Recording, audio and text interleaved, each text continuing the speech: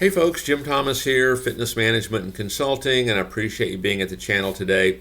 And for those of you that have not yet done so, please hit that subscribe button. I very much appreciate it. And if you find the content beneficial, please hit that like button as well. Now, our topic for you today is top challenges gym owners are facing today. Let's jump into it. We've got 8 challenges for you. Think about this. Do any of these describe you, and how can we address this to help you improve and grow your business? So, number 1, finding new customers. Okay, that may be one we always face, right? But it's certainly one we're facing today.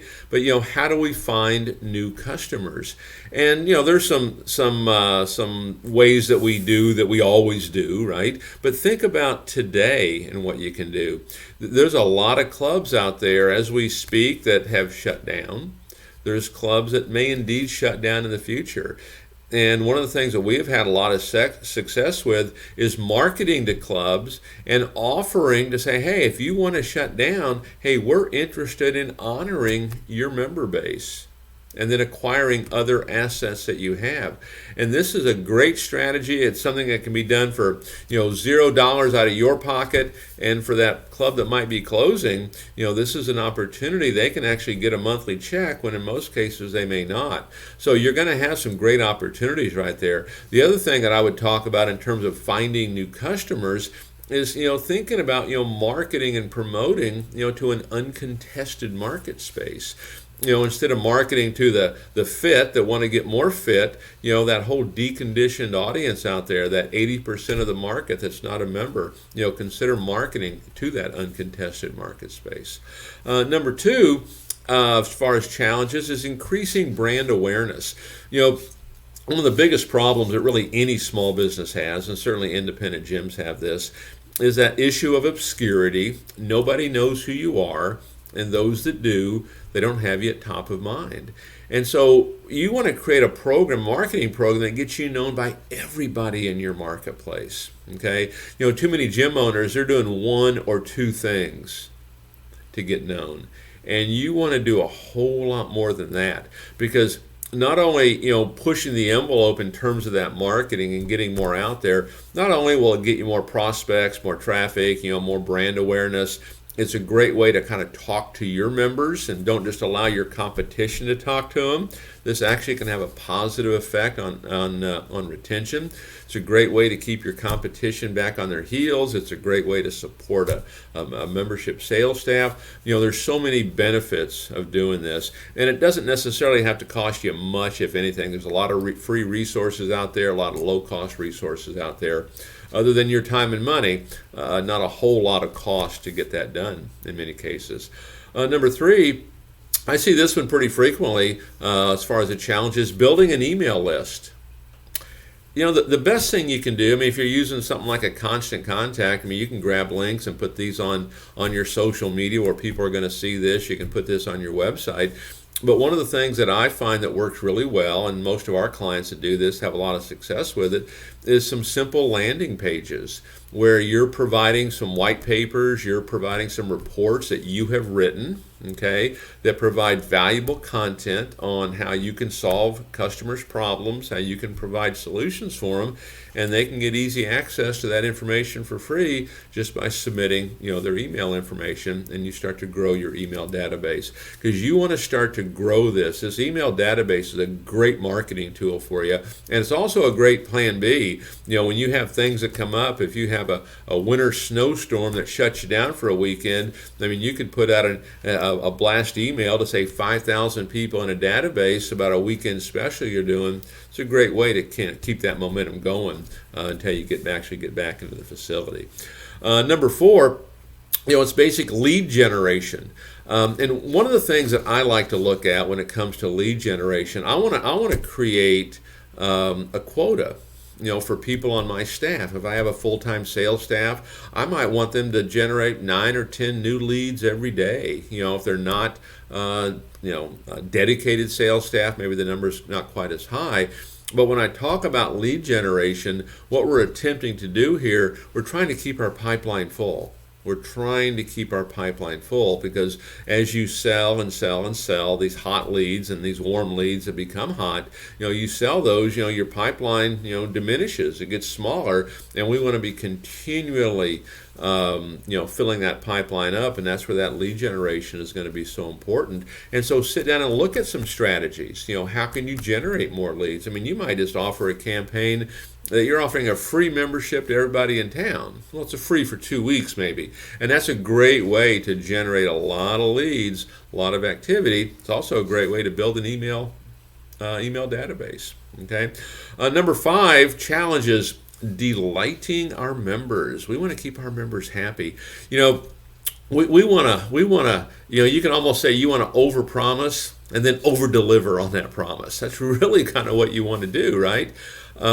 You want to give, in my estimation, you want to give country club service, at a health club price is what you're trying to do. You want to give super service, to your members.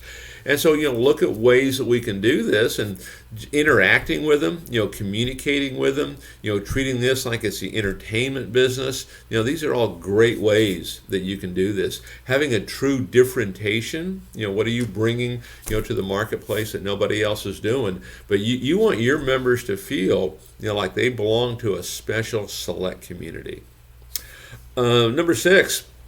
Hiring talented people. This is a big challenge for gym owners, and I think one of the reasons this is such a challenge is, how do we do it? We run an ad, we interview them, we hire them, we put them to work, and that is tough. Okay, a one-on-one interview, boy, it's tough to say if that person's going to make it or not. And then we put them in and kind of do that on-the-job training. That's another big challenge right there. And then their confidence drops, self-esteem drops. Even if we had the right person, if those things happen, now we've got ourselves a struggle. And one of the things that I want to suggest is you really want to get a hiring process together, a recruiting process together. Take the time to get 5, 10 people into a 2-day training maybe, or a 3-day training that you do. You don't charge for it, and they can come to it. They're not guaranteed a job, and maybe you just pay a minimum wage to attend it. But it gives you a chance to kind of weed people out that maybe you think can't do it. Also gives them a chance to weed you out. But then when that training is over, for the ones that you select, they're ready to go. They can take a phone inquiry. They can book an appointment. They can make an outbound call. They can take a prospect through on a tour and do it effectively. So you really want to get this strategy in place for hiring talented people. And at the end of the day, what you really want to look for, it's who they are, not what they know. Too often, I need somebody with sales experience. Not really. Not in my mind. You give me someone who's got a good attitude and got a good work ethic. We can train the sales. I can't necessarily train the work ethic and the attitude, right? Number 7 on our list is kind of our financial planning and our budgeting of all this as far as challenges, for gym owners. And, the first thing we try to look at here is, we like to have 1 month operating, in the bank. So if it costs you $40,000 a month to run your gym, we like to have $40,000 in the bank. Okay. So that's what we like to see. We like to see manageable debt, preferably no debt, but manageable debt. And what I mean by that is if you're going to carry debt, make sure it's generating revenue for you. The unsecured debt, credit cards and lines of credits, these things will really get you in trouble. Okay. And the other thing that I would comment on when it comes to your kind of financial planning and your budgeting, every day you're starting from scratch. Just, maybe you've got money in the bank, maybe you're making money, but every day you're starting from zero. It's the mindset that I like to get into there is I want to do more with less. Okay, just because I've got the money doesn't mean it has to be spent. Okay, there's a lot of things that we can do out there that don't necessarily require us to, to spend a lot of money to have success. Excuse me. And then number 7 is, we want to scale this thing. How do we scale this so we can really grow it? And the thing that I would talk about here for you is, what is your process? What is your process on how we answer the phone? What is our process on telephone inquiries? What is our sales process? What is our process for the second sale? What is our process for following up? And there's a host of others, but you get these processes down. Now all of a sudden this becomes scalable for you, and you can do it at much higher levels, whether you want to do it at bigger levels in the location you're at, or maybe you want to add a second or third location. But get these processes in place.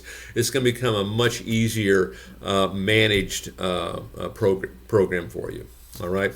So 8 things actually there. 8 things that are top challenges for gym owners that they're facing today, and they face it every day. Take a look at those, address those things, and let's see if we can improve upon each one of those every single day to help you grow and develop your business. So folks, my name is Jim Thomas. My company is Fitness Management and Consulting. Look forward to chatting with you real soon.